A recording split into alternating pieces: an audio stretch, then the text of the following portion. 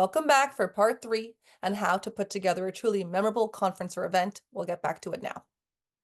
I had a thought, Randall, when I asked you about what are the questions to ask your keynote speakers, and you asked about their experience and longevity and the impact they've had and how they've recognized. We've seen hundreds of forums for speakers. And oddly enough, I can't say that those stand out as, given questions that are asked. But what is almost always asked is, how long is your keynote? And they'll often have a drop-down menu. Is it 90 minutes, 40 minutes, 60 minutes?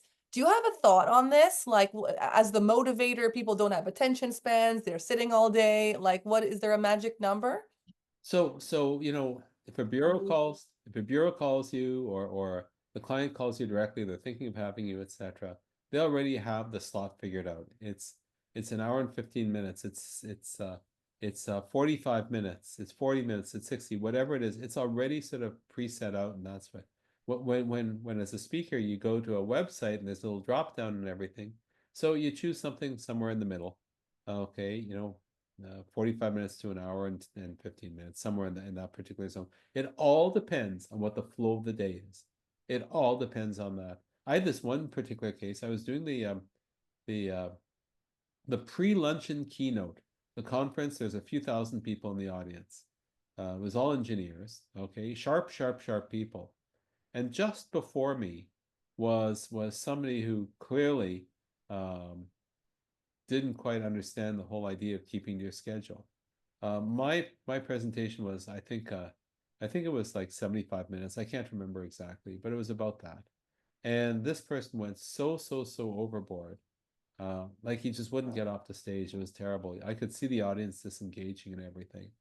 And I went to meeting planner and I said, you've got a choice. I could deliver the keynote as planned and everything, or I can cut it back so I can get you back on schedule. Like, your stuff, so it's not hard to do that. It's, and so they said, oh, can you get me back on schedule? And the answer was, yeah, absolutely I can. The keynote I delivered was 20 minutes. That's it, right? I was using some slides, so I had to get rid of some whole segments of slides. I knew there's a whole bunch of stories I would not be able to tell, right? I didn't, suddenly speak faster. It had to be a pace, but making sure that you know what the meeting planner actually wants. Can you imagine if I took that extra 55 minutes or so and I went all the way through lunch, everyone's stomach is grumbling, right? Same thing, the keynote that it's at the end of the day.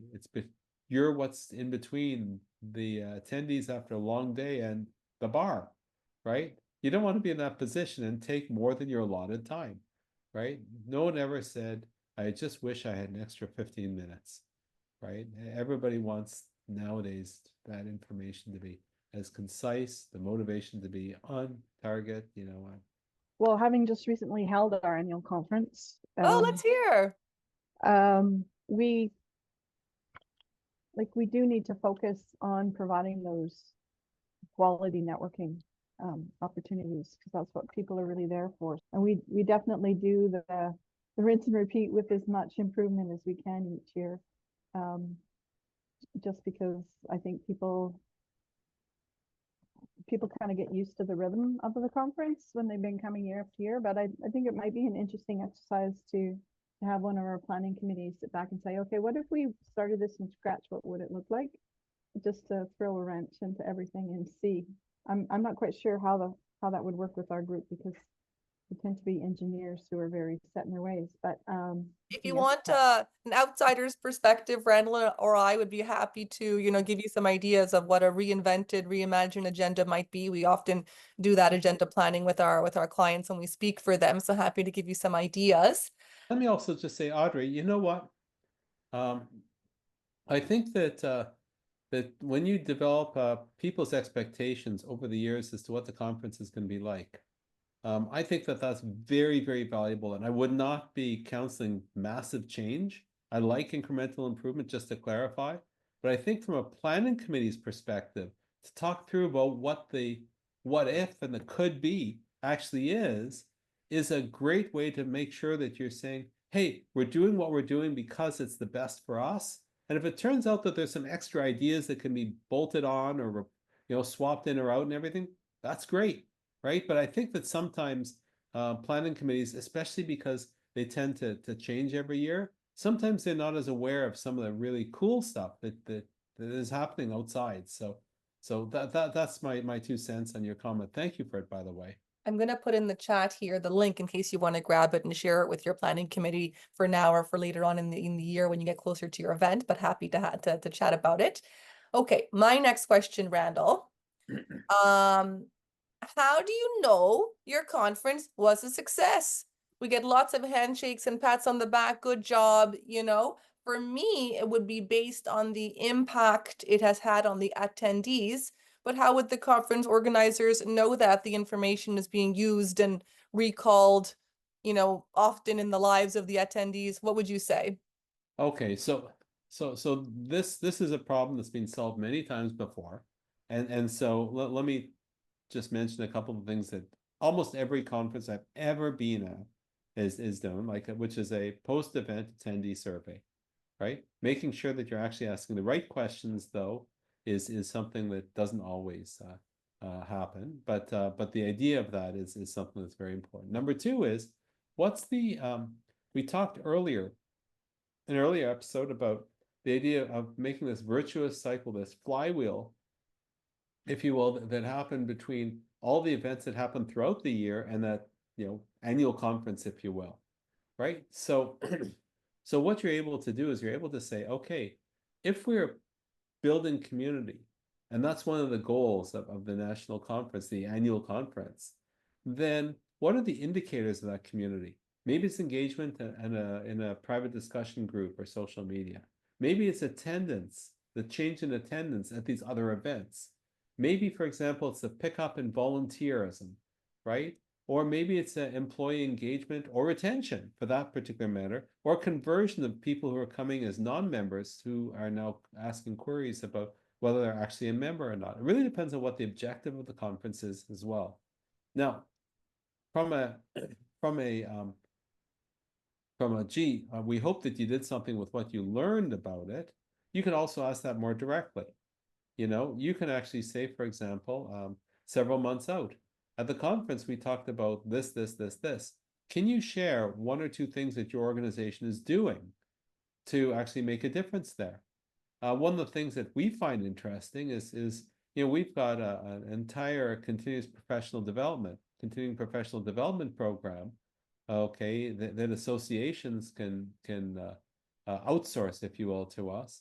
And every month, how many people are actually attending? How many people are listening? How many people are logging into the portal and actually growing the knowledge that they had, for example, that started at the conference itself, right? So what are the engagement metrics that you actually are looking at that will demonstrate the fact that people are on a learning journey, right? And that they're actually doing something with it, doing something with what they learned. And by the way, thank you very much to webinars and social media. We get a good sense right now as to whether the issue of community and networking and everything, whether in fact that is something that is, that's an indicator as well. Like for the first time, we get a chance to see. So you mentioned the post-event survey, Randall, but what else? Like, what does the post-event post-mortem look like? You talked about incremental change, like how are we learning as we go? You know something, Rania, you just sort of twigged something into me, and this is the question of saying, fine, the attendees, you're surveying them, what do they think of this workshop or this keynote, or the food was good, or the food was not, like, the hotel was good, all the registration process, okay, fine, okay. But let me ask you, what surveys go out to the sponsors? What conversations happen with any of the sponsors or people at trade show booths, for example? Okay. What ask are you making of the professional speakers you hire? Okay, you don't think that the sponsors or the speakers wouldn't have suggestions as to how you might be able to make it better, more effective? How about the venue? There's some you might not be going back to that venue, but you're going to go back to another venue. Okay, maybe you could ask them. The idea of actually having a post-mortem is usually after the event, everyone's going, the committee's Oh, feeling great. What a great event. Okay, and now everybody's back to their day job. Some people may not be on the committee the next year, some people may be, but it's so much work. We're going to put that away now. Done. Right? So having a postmortem amongst them and having inputs from the other stakeholder groups, I think is really, really important. There's also one other stakeholder group that is always forgotten about. This is the group that are members of your organization that chose not to attend, Hmm. right? So why didn't they attend? Why didn't they? Right? Well, sometimes it's financial, sometimes it's timing, sometimes it's the syllabus, sometimes it's poor marketing and communication. You know, there's a whole bunch of other things, but unless you ask, you don't know. So I think that there's a, you know, there's a place for, and sometimes it's focus groups, sometimes it's surveys, okay, where you ask some very specific questions about what are the things that are preventing somebody from choosing to attend, choosing to sponsor, you know, choosing to accept a speaking ask, you know, and what are the things that might make those positive, you know, and you learn something. You do learn something. By the way, I also say that it may very well be, particularly if you've had great conversations with your paid professional speakers, you may be able to find a way to license their content to make it available to the people who actually can't attend. And that's another revenue source too. What about like internally, Randall, like within the organization, when you set up the event, like should there be some like KPIs, like what does success look like? What's the definition of done? We don't want to point fingers, but like if an event falls flat, like who we picked we didn't do a good job XYZ, like So most organizations kind of understand kind of how to put on the events, etc. And they've got a bit of a history. And one of the things that allows you to do is to say, well, gee, 2 months before the event date, how many registrations did we have last year and the year before and the year before? Okay, 2 months before the event date, how many sponsors and which specific sponsors have signed up and which haven't, right? And the idea of being able to look at these, you know, event KPIs, right? How many speakers are typically locked in, for example? You know, if you've got these KPIs and things are going a little bit off kilter a little bit, at least you know that they're going off kilter. Gee, how is it the last 2 years we had 30% more registrants than we had today? Okay, at 2 months before, 1 month before, etc. We got to shake the trees here, guys, right? And we got to do something, right? Or what happens if it's 30% more? What is it that we're doing differently this year that we should put back in that playbook for the next year, right? So I think the internal KPIs, you know, many committees, like event committees are, you know, there's a professional meeting planner, event organizer, right? And then there's often a bunch of volunteers. And some of the volunteers might not know the right questions to ask, right? They may not have as experience managing and leading events, right? So I think it's incumbent to think about all the questions that we've been talking about today. let's talk a little more about associations, the association conference, okay? Sure. For associations, the focus is always demonstrating member value, right? We want those members. So other than offering, a cheaper price tag for the conference for the members versus non-members, like what else? So I think part of it is by saying, okay, listen, you know, bring a colleague, right? Maybe the colleague's not a member of the association, has never attended the. Maybe you can bring a colleague at a reduced price, right? Maybe, for example, if the goal, let's just say, you know, I've recently been speaking a fair amount on AI, right? Let's just say it's an AI oriented, maybe the theme is AI or something like that, right? If the goal of people attending is to bone up on that particular topic, right? It could be any topic, you know, engagement, retention, you know, growth, whatever it is. If the goal is to get everyone to upskill in those particular areas, why must it just be, for example, at the event itself? What are the stimulus and the ideas that can be flowed to the attendees beforehand as an inducement to actually to actually register. You know, what can we do to make people more aware, for example, that the conference has got all this value? Once people register, how do we deliver on some of that value before they even step foot, right? Afterwards, what are we doing to both build community, but also funnel more of the knowledge that they're looking for to people, i.e. it's more than just a 2 or 3 day conference. We're hoping to achieve something from a professional development perspective and a building community perspective. How do we wire these things? I said it before about the flywheel and the community building. How do we wire the conference itself into all these other things? How do we build a volunteer team that's actually acting, that's actually engaged, helping people at the conference itself, rather than just using just the committee members or paid association staff? Like, I think there's a whole bunch of things, right? But you know, the association, you know, staff and volunteers don't have to do it all, right? Lean on the people that you're writing checks to help. This is where vendors can help. Is there anybody else that you think would be interested in attending the conference?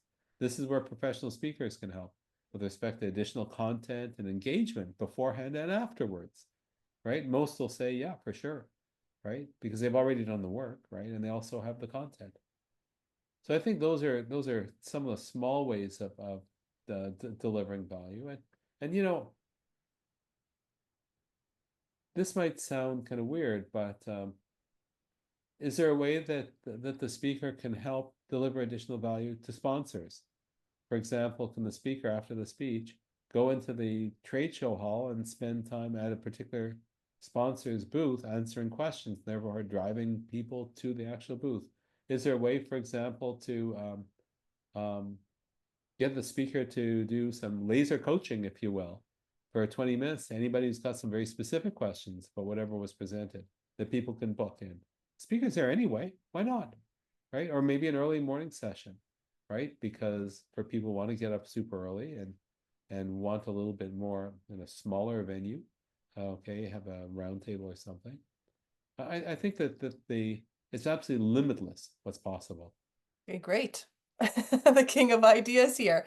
Okay, flipping from association to corporate events. Here, the success of the event would be, you know, the alignment, the ahas, the new learning, right? But there has to be, you know, for there to be those new ideas to be implemented, there needs to be a bit of a strategy and space and time for that rollout to happen. You know, should that be part of the pre-work that goes into the event planning, you know, for these corporate events, or is it like a snowbank or just like another layer of learning and more tools in their tool belt is like sufficient? So let's divide corporate events into 2 categories. One is internal corporate events, a sales kickoff, an all hands meeting, and you know, that kind of thing. And the other is a corporate event where external people are invited. So, for example, many technology vendors will have an annual convention, which is really an internal event, right? And they have everyone who, say, programs on their platform there where they can learn about all the latest and greatest, and there's some motivational speakers to hype people up, etc. Right? So in that particular, in the second kind of case, it's a question of you just gotta motivate or you give a particular skill, right? And it's just that, because there's a whole bunch of other things that the organization does to reach out to all of their downstream partners. With respect to the usual corporate events, the kickoffs, the teams meetings, the you know, town halls, all that kind of thing. In that particular case, I think the challenge is this: somebody could hire me to come in and motivate everybody to greater performance. Okay, to twist people's attitude, just to reframe the world in a different kind of way. Hello, goodbye, I'm done. Right? The other alternative is to say, if you're looking to build change in an organization, stimulus has to happen at a whole bunch of different levels. Right? On one hand, there's that the keynote or presentation at the event, right? An AGM, town hall, kickoff, whatever it is, right? On the other hand, you know, think about it. There's coaching for the C-level. There's retreat facilitation. There's ongoing CPD, continuous professional development, for for all staff, right? There's online courses, etc. All these other stimulus, if they're developed and delivered as part of an overall program, there's alignment that happens at all levels, right? And so those are the other options. That's what Brain Trust Professional Institute can do, right? And so the question of how do you plan a conference, I would ask, and you actually asked the question, how does that wire into what else is going on? Because if you've got all kinds of higgledy-piggledy things that are not connecting, okay, the budget's still the same. The problem, though, is the impact, because there isn't as much alignment, because all the stimulus is coming from vastly different places and different vendors. It's not as effective. So that's, I think, the longer answer to your question. Randall, I'll give you the final word. Any thoughts? Tie it all Yeah. together. What have I forgotten to ask about? So, you know what? I don't know if I've seen anybody anywhere who said, I just kind of wish that I could sit in an auditorium and look at another PowerPoint. I don't think anybody wants any more death by PowerPoint. And very often, workshop breakouts, or sometimes even keynotes are a lot of PowerPoint as opposed to direct connection. But I wanted to leave people with the thought that there's actually a lot of different mechanisms of actually communicating. We talked about panels earlier. Okay. There's interactive workshops. There's a round table where there's a group of people with or without an audience, for example, discussing a particular issue being facilitated. There's a concept of an unworkshop where the agenda for what is actually spoken about comes from the audience as opposed to presented from the actual speaker. The topics are suggested by the audience, but the speaker speaks to them. There's fireside chats where, think about it as an interview with a senior executive or senior executives about their direction and so on. There's a counterpoint kind of he said, she said, barstool conversations where two people have got very different perspectives. There's 10-minute bullet sessions, kind of like a TEDx kind of thing, where you've got lots of different people, just 10 minutes, that's all you've got. There's a whole bunch of other formats that are possible. And I think that embedding some of these more creative ways of communicating and learning at the conference makes it interesting for attendees. By the way, it makes it interesting for people like me as well. But I think that, more of the same. I think we got to give ourselves permission to say, yeah, we can do a little bit better, a little bit different. The number of calls I've had over the years with meeting planners saying, hey, listen, wouldn't mind just talking about some crazy idea I had. And at the end of it, it's not just their crazy ideas that were refined, but also a couple of crazy ideas that we had. I don't know how a good example of this is. There was a conference I was speaking at. I was the keynote speaker. It was on a particular technical topic. I can't remember what it was. Okay, and I said, there's some people who are not up to speed. It might be helpful for them to have a little bit of a primer. What if we did a 7 a.m. roundtable for anybody who's interested in doing an early morning primer, if you will, on the topic I was speaking about? Oh, you think people would be interested in 7 a.m.? I said, well, I'm up then. I'm game to do it. If people show up, then we'll do it. We did it for 2 days in a row, the 3-day conference. There's always like 15 or 20 people there. And for them, that probably made the conference. It wasn't the keynote that I gave or the workshops they attended or whatever. It's just that they had that time to have those particular questions answered. My point really is that there's a lot new in terms of how we can make an exciting and effective conference. And that makes a difference. Okay, well, thank you, Randall, for the conversation. Thank you to everyone who joined us, who's listening in. If any of the issues we talked about are resonating with you, if you're curious about how to make your upcoming event or conference as successful as possible, please do reach out. We'd be happy to learn about your organization and share some resources, have a conversation. If you'd like to get invites to these live monthly events, please email us at info@randallcraig.com or connect with us on LinkedIn, and we'll see you next time.